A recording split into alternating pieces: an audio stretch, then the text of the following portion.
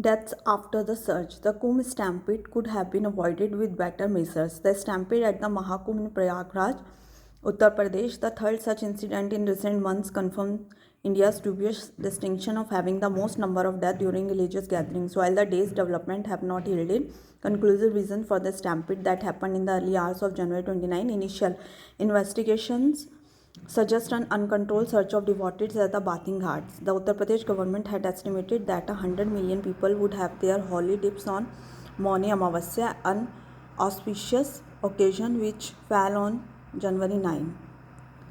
According to government estimates, more than a third of those who were expected had performed the ritual early, 36 million people by 10 am.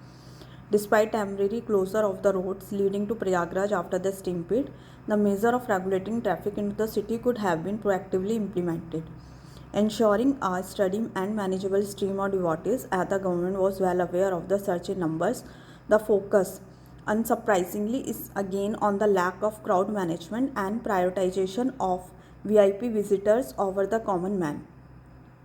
What has been even more alarming was the state government's delay in announcing the fatalities and those injured. 30 dead and over 60 injured, deviating from established protocols of transparency during disasters. It is reminiscent of the opacity of the Chief Minister Yogi Adityanath and his government after the widespread deaths during the second COVID-19 wave in March 21, the scale of which was evident later when horrific images of bodies floating in the Ganga emerged.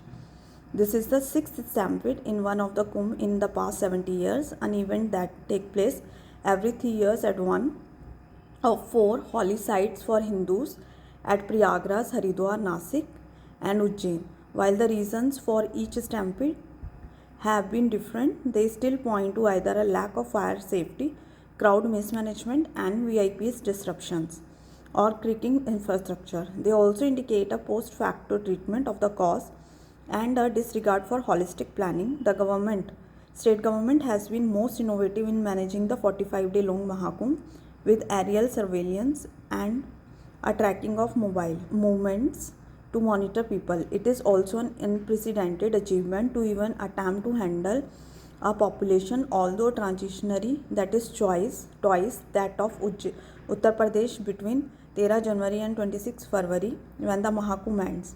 The Hindu had reported on the arrangement for the 65-kilometer temporary district around the Triveni Sangam, but the confluence itself is only a kilometer in diameter, requiring constant vigil and steady crowd management.